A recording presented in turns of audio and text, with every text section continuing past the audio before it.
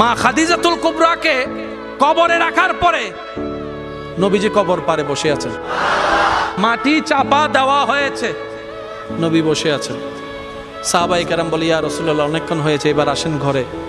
নবী বলছেন, ও আমার সাহাবা, যিনি শুয়ে আছেন উনি আমার দুঃখের দিনের বন্ধু, আমার অসহায় সময়ের মধ্যে উনি সহায় হয়ে পাশে দাঁড়িয়েছেন।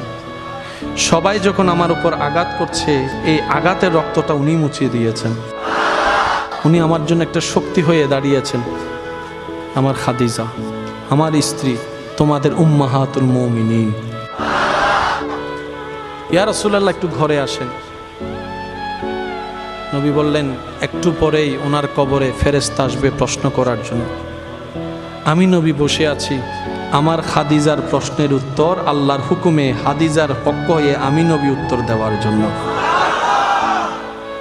পৃথিবীর সমস্ত ভালোবাসার বন্ধনকে পিছনে ফেলে আপনার আমার নবীর জীবনীকে একটু খেয়াল করে দেখেন, সমস্ত রোমান্টিকতার হাই রোমান্টিকতা আমার নবীর জীবনীর মধ্যে আছে।